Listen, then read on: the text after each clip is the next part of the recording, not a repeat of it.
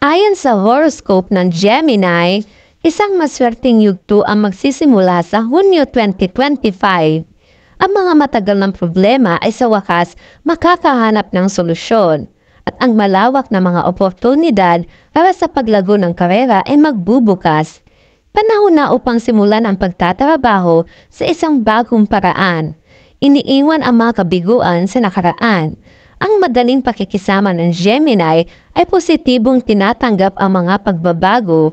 Nabilis nilang na-orient ang kanilang mga sarili sa kung ano ang nangyayari. Sa buwan ng Gemini, ang buhay ay puno ng mga nakaka-interes na pangyayari at bigla ang mga pulo.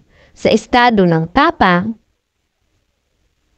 kahit ang mga imposibleng bagay ay nagiging posible, ang mga kahirapan ay naghihintay sa malayang Gemini. Ang strawberry full moon sa Hunyo ay magiging isang mahalagang sandali kapag ang pag-asa ay umabot sa hurok nito. Kung hindi ka maswerte sa pag-ibig, hindi mo kailangang iprograma ang iyong sarili para sa pagkamalayo, marahil ang pulo ay hindi na malayo. Ang mga layunin na itinakda sa mga unang araw ng Hunyo ay magiging batay sa mga maingat na hakbang. Ito ay nagre-resulta sa pagtanggal ng lahat ng labis, particular na mula sa hindi epesyenteng mga pasangkapan. Ang horoscope ng Gemini sa mga gawa nito ay nagpapayo na mag-focus sa opinyon ng mga kasamahan. Salamat sa kooperasyon. Magiging posible ito ganap na maisang katuparan ang plano at ang mga resulta ay magiging kapansin-pansin dahil ang Gemini ay nailalarawan sa pamamagitan ng kawalang katiyakan at kakulangan sa pasensya. Sa ilalim ng impluwensya ng Venus sa Aries, ang mga katangiang ito ay magiging mas matindi. Sa pagiging nasa isang estado ng tapang, mahirap hulaan ang pagunlad ng mga kaganapan na naglalagay sa panganib sa hinaharap. Kung hindi mo kayang pagsamantalahin ang iyong sarili, ang mga klase sa yoga ay makakatulong sa iyo na mahanap ang panloob na pagkakaisa at idirekta ang enerhiya sa isang nakabuo-buong daluyan. Sa kaligitnaan ng buwan, ang sitwasyong pinansyal ay magiging mas mabuti na magpapabuti sa iyong disposisyon. Ang pera ay dadating sa isang mas patuloy na daloy. Ang material na tulong ay idaragdag sa pangunahing pinagkukunan ng kita. Ayon sa pangkalahatang horoscope ng Gemini, sa Hunyo 2025, makakaya mong gumastos ng kaunti pa kaysa sa karaniwan. Hindi mo dapat hadlangan ang mga pagnanasa. Ito ay nakakasama sa kalusugan, ngunit nakakagamit ka ng pera na may kasiyahan. Ang sanhi ng pagbabago ng mood, kapag ang ligaya ay napapalitan ng panghihina, ay maaaring maging posisyon ng Mercury sa Cancer.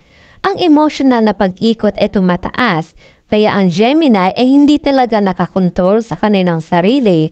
Gayunpaman, makikinabang ka mula rito kung magsisimula kang tumulong sa mga mahihina at vulnerable. Ang pakikilahok sa mga proyekto ng voluntaryo ay nagbibigay sa iyo ng mahalagang karanasan at makakatulong sa iyo na makahanap ng tunay na mga kaibigan.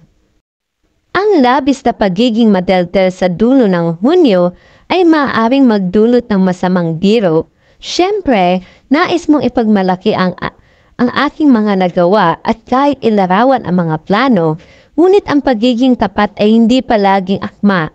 Ang horoscope ng Hunyo para sa Gemini ay nagpapaalala ang kaligayahan ay nagmamahal sa katahimikan. Bago ibahagi ang impormasyon, kailangan mong pag-isipan kung ano ang maaaring maging mga kahinatnan. Sa panahon ng Mars sa Virgo, tumataas ang pagkabahala. Bawat maliit na bagay ay nagsisimulang makabahala dahil sa estado ng emosyonal na depresyon. Ang Gemini ay hindi nakagagawa ng anumang bagay na mas maganda, kundi ang dumarating na stress. Sa panahong ito, ang mga bituka ay lalong ng vulnerable. Ito ay nakakahalaga na isupo ang mga merienda sa pagkain at hindi lamang para sa mga dahilan ng pagiging kapaki-pakinabang. Ang panganib ng pagkalason ay tumataas. June prediction naman para kay Cancer. Ang horoscope ng Cancer para sa Hunyo 2025 ay nagbabala laban sa panghihina ng loob. Ang simula ng tag-init ay maaaring markahan ng ilang hindi kanais-nais na pangyayari. Mga alitan sa pamilya, mga pagkalugi sa pananalapi, mayroong sapat na dahilan para malungkot. Bagamat may mga paraan upang ayusin ang sitwasyon. Kung alam mo kung paano makahanap ng mga positibong aspeto, ang buwan ng Gemini ay isang panahon ng masiglang komunikasyon at madalas na paglalakbay na magpapahintulot ng isang kawili-wiling karanasan. Gayunpaman, ang Cancer ay dapat paminsan-minsan na magpahinga upang hindi mapagod sa sobrang dami ng mga impresyon. Mahalaga ring i-filter ang impormasyon. Ang kaginawaan ng Cancer ay nakasalalay sa mood. Sa panahon ng Strawberry Full Moon sa Hunyo, ang sitwasyon ay magiging positibo. Ang isang masayang pagtingin sa mundo ay magbibigay daan sa iyo upang makita ang mga pagkakataon kung saan ang iba ay nakakita sa mga hadlang. Sa mga tuntunin ng pananalapi, ang simula ng Hunyo ay aabot sa isang napakamaunlad na kalagayan. Kung noong nakaraan ay hindi posible na bawasan ang utang sa kredito, maaabot na ang balanse. Ayon sa horoscope ng Cancer, inaasahang magkakaroon ng pag-angat ng pera mula sa ilang pinagpupunan ng sabay-sabay, mga bonus, dividendo. Ang kabuuang halaga ay magiging napaka-impresibo. Magiging posible na isara ang lahat ng utang at kahit na ipagpaliban ang mga gastos sa hinaharap. Sa ilalim ng impluwensya ni Venus sa Aries, tumataas ang pagiging tiyak na nagbibigay ng karagdagang lakas para sa mga aksyon. Maniniwala ang Cancer sa kanyang sarili, kaya hindi siya maghahanap ng madaling paraan. Maaaring mong kalimutan ang tungkol sa mga pagdududa, walang mga panuntunan at paghihigpit upang hikayatin ang iba sa iyong pagiging natatangi. Bukod sa isang tiwala na asal, kailangan mo talagang magmukhang 100%. Ang mga hindi inaasahang hadlang sa gitna ng buwan ay hindi mapapabagal ang momentum. Mukhang ang tadhana ay nagpasya na subukan ang lakas o marahil ang mga problema ay gawa ng mga kompetensya. Ang pangkahalatang horoscope ng Cancer para sa Hunyo 2025 ay nagpapahiwatig ng pagkilos ng may tapang sa kabila ng mga pagkakataon. Kung may nakaplano na transaksyon sa real estate sa mga araw na ito, hindi ito dapat ipagpaliban. Ang pangarap na apartment ay naghihintay. Sa anumang kaso, ang Cancer ay magagawang i-turn ang sitwasyon pabor sa kanila. Ang buong dahilan ay ang focus sa ilalim, ang pagnanais na saliksikin ang esensya ng bagay. Ang ganitong posisyon ay umaakit sa mga tao. Bukod pa rito, ang sinseridad ay naninibabaw sa ilalim ng Mercury sa Cancer. Kaya ang tensyon sa mga relasyon ay nawawala.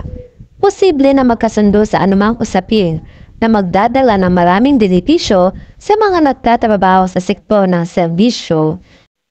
Sa mga huling araw ng Hunyo, isang optimistikong pananaw sa mundo ang mananaig. Ang mga katunggali ay magbabalik sa mga anino. Ang mga kasamahan ay magpapasaya sa pamamagitan ng atensyon. At ang mga otoridad ay magbibigay bonus. Ayon sa horoscope ng Hunyo para sa Cancer, ang mga parangal at papuri ay pagkilala sa professional na merit. Ang pakikilahok sa mga corporate trainee ay makakatulong upang patatagin ang iyong posisyon. Dapat lagi kang nasa unahan dahil ang Mars sa Virgo ay nagbibigay ng kakayahang ipamahagi ang mga puwersa. Magiging maayos ang lahat nang walang mga pagkagambala at gulat. Ang ilan sa mga Cancer na sa ilang kadahilanan ay nagiging discouraging, ay makakaramdam ng panlasa para sa buhay. Ang gana ay lilitaw, ang aktibidad ay tataas. Gusto mong namnamin ang bawat minuto at mag-recharge ng may positibo. Maaaring sulit na mag-sign up para sa isang cooking class.